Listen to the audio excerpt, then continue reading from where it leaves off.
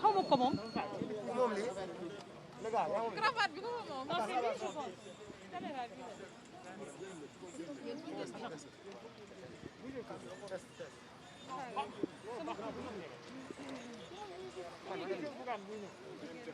joxal ci xoolal benn da ngay jox kii benn comme ku nekk 3 ñaar nga koy téye s'il te plaît rek foog ñuy génn sinon caméraman yi dañu kii.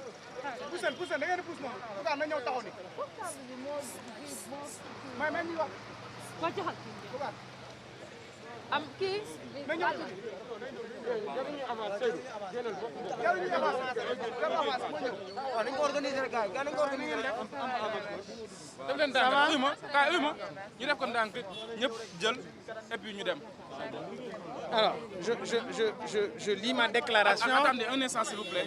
Un instant s'il vous plaît. Pare ngeen yéen ñëpp pare ngeen. waaw bu ñu paree rek gars yi.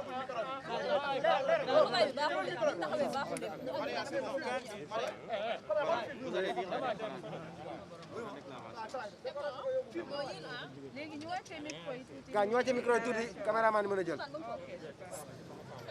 Arrête, uy ma. gars ñu wàcce micro yi tuuti. Non, non, mun ma joxe sama micro parce que je dois poser ma question. Non, non, non, non. Waaw. Non, non, mun ngaa bañ ma joxe sama micro yow vas-y rek. kaay ni ñëwal ni viens là. daa ma teel a ñëwal ni voilà. Ok. Voilà. Donc, c'est bon. Alors, je vous lis la déclaration directement. Merci. Alors, je viens de rencontrer un homme serein, convaincu que le Sénégal est face à son destin. Après la levée illégale de son immunité parlementaire, du fait d'une majorité mécanique aux ordres de qui vous savez, malgré la séparation des pouvoirs, j'ai tenu à lui manifester toute ma sympathie et lui dire que je me tenais prêt à ses côtés face à cette entreprise machiavélique. Vous savez, Ousmane Sonko et moi, au-delà de la génération que nous partageons, même s'il est mon aîné bien sûr, nous partageons les mêmes convictions pour mettre résolument le Sénégal sur la voie du développement et aussi intégrer notre pays dans le giron des États de droit. Depuis l'éclatement de cette affaire, nous assistons à une chasse aux pastéfiants. Il faut que cela cesse immédiatement. Et nous demandons à Macky Sall, le président de la République, leur libération immédiate. Il s'agit de Abbas Fall, de Biram Souley, de Hassan Diouf, Guy Marius Sagna, Clédor Sène et depuis ce matin, Dame Mbodj et Karim Xurum Xaq. Ces confiscations de liberté témoignent d'une régression démocratique flagrante. Les embastillements d'esprit libre doivent cesser. Et personne ne pourra contraindre le président Macky Sall si ce n'est nous, les jeunes et les patriotes de ce pays. Toutefois, il faut rappeler que ce pays a une longue histoire sur le plan de la démocratie et plusieurs générations se sont donné corps et âme pour y arriver. Nos acquis démocratiques historiques, il faut les préserver.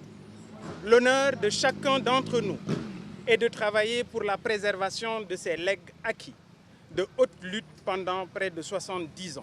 D'ailleurs, le silence de certains de nos intellectuels et hommes religieux devrait interpeller notre intelligence.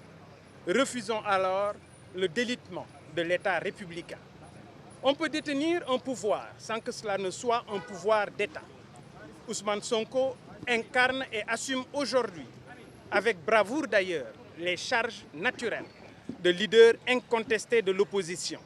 Et ces idéaux sont partagés par tous ceux qui aspirent à un Sénégal meilleur et pour les Sénégalais d'abord.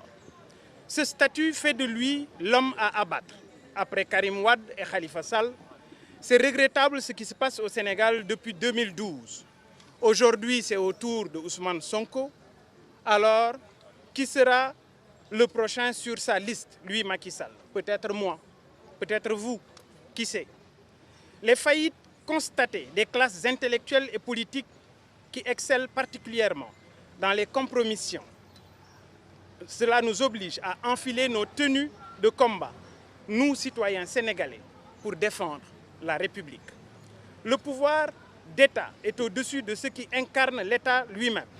Alors, Macky Sall doit comprendre que le pouvoir de l'État est au-dessus des hommes. Que ce soit clair, aucun chef d'État ne doit utiliser les instruments qui régulent notre État pour éliminer des adversaires politiques. J'interpelle alors notre administration, nos forces de l'ordre et notre justice à œuvrer sans relâche pour la consolidation de l'état de droit. Avec cet épisode malheureux dont notre frère Ousmane Sonko est victime, un changement de paradigme s'impose dans une démarche de rupture progressive mais citoyenne. Donc, qu'on le soit clair, une démarche républicaine pour remettre le Sénégal sur les rails d'une grande démocratie. Enfin, à mon frère Ousmane Sonko, je lui dis qu'il a tout notre soutien et que par ma voix, le soutien de tous les hommes et femmes du mouvement Gëm Sa Bopp dans cette épreuve. Ousmane Sonko utilisait tous les moyens légaux et réglementaires prévus par la loi pour répondre ou ne pas répondre à la justice, en qui nous avons une entière confiance. Je vous remercie. Alors, en wolof, comme li ma wax, dem nañu gis Ousmane Sonko mu ànd ak dal mu nekkit nit ku gëm yàlla koo xam ne échangé nañu ginnaaw bi ñu yëkkatee immunité parlementaire am ci conditions yi nga xam ne ku ne gis na ko jóg nañu sol suñu dàll dem seeti ko te ku ne xam ne ci yéen ni ñu ko muri la goo xam ne daanaka futti la parce que dañu koy futti ngir jébbal la ñi lay rendi loolu nag dafa nekk loo xam ne kenn ku nekk ci ñun daf ko war a xeex Ousmane Sonko ak man ñoo bokk xalaat bokk gis-gis bokkit yéene ci ni ñu bëgg réew mi doxe loolu waxtaan nañu ci ma koy gërëm bu baax it ndax moom ci boppam dellu si na di fàttali ne Bougane Gueye mooy njiit li njëkk wane sympathie ànd ak moom ci jafe-jafe bi waaye ginnaaw bi ñu yëkkatee malaanu immunité muy manaalu kiiraayam jaadu woon na ñu ñëw gis ko waxtaan ak moom gën ko wan ne tey jii la ñu gën a taxaw tey jii la ñu gën a sol suñu tenue de combat ngir ànd ak moom ngir delloo si démocratie ci Sénégal xeex boo xam ne xeex la de manière citoyenne et de manière républicaine loolu doon na loo xam ne waxtaan nañu ko ak moom ñu ne it rëbb gi ñuy rëbb waa Pastef yi rëbb gi ñuy rëbb ñii nga xam ne ay activistes lañu di leen jàpp di leen bundu xatal ñu ne loolu war naa dakk dañ ko war a dog ndax buumu jaam googu suñu ay maam suñu ay mag ak suñu ay baay xeex nañu ci Sénégal ba indi fi démocratie ci loo xam ne juróom-ñaar fukki at suñu ginnaaw daanaka xëy na amu fi woon kon ñu ne li am ci kër gi kenn indiw ko fi ku may gan gi nga xam ne moom moo jàppe boppam roi des arènes mi nga xam ne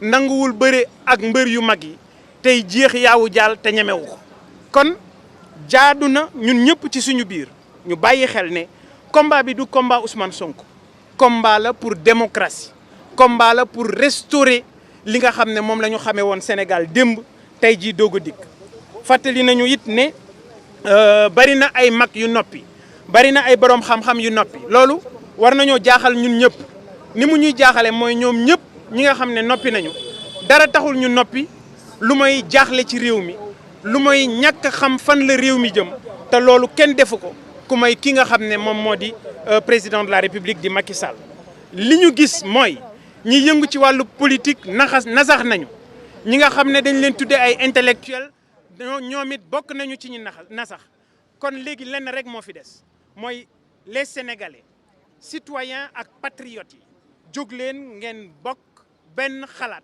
bokk benn yéene ni ma ko waxtaanee léegi ak Ousmane Sonko naka la ñu mën a def ci waxtaan woo xam ne waxtaan nañ ci mag moom dellu si na ci kanamu waa Gëm Sa Bopp yi ñetti weer ba léegi ñu ngi waxtaan ci biir opposition bi naka la ñu mën a def pour gën a dooleel suñu bopp naka la ñu mën a def ngir doon benn say nde ku ne xam na ne lu kenn mën ñaar ak ko dàq kon kii ñu jàkkaar lool moom bañu ci dara jaadu na ñu nit ñu doog nekk benn say pour mën a jàkkaarloo ak président Macky Sall ci lii nga xam ne taxawal na ko te xam nañu ne jubluwu ci lenn lu may bañ a sëgg bëre jël avance te nangu woo bëre nag moom lay doxale fi mu nekk nii kon li ci des mooy li ma wax rek ñi nga xam ne ñoo nekk ci opposition sénégalaise ñu nekk benn say xam ne situation Ousmane Sonko bii war na doon loo xam ne ku ne war na cee réfléchir ku toog ci sa roq di ree boo moytuwut waa ji mboq dana la mboq te bu la mboqee fa mu la jëmee xam nga ko mooy seeraas gis ngeen ko mboq na Khalifa Sall gars yi naan bàyyi leen justice mu def liggéeyam mboq na Karim Wade ñu naan bàyyi leen justice mu dem liggéeyam ana kooku tey dañ ko jël def ko ministre de l'intérieur muy Antoine Diome kon Antoine Diome moomu boo ko séenee mu bokk Ousmane Sonko kon ñun ñii ñëpp ku ci nekk sa xel war naa tey te ku ne war naa xam fi ñu ko jëmee wax ju dof nag wax ju yegg nag dof moom moo ko moom kon ñuy wax rek ne Sénégal taxaw na ñun it taxaw nañu ànd ak moom staff bi ñëpp ñu ngi fi danañu ànd ak moom ci xeex bi lii mooy li nga xam ne moom laa jëlee ci waxtaan wi nga xam ne seq naa ko ak Ousmane Sonko ma leen doon defal économie bi wax nañu aussi ci libération immédiate ñi nga xam ne jàpp nañu leen te ku ne xam na ne li tax ñu jàpp leen mooy seen xalaat ak li nga xam ne féete nañu ko di jàppale président Ousmane Sonko maa ngi leen di gërëm. Merci beaucoup. Merci beaucoup. jërëjëf. Merci. Merci.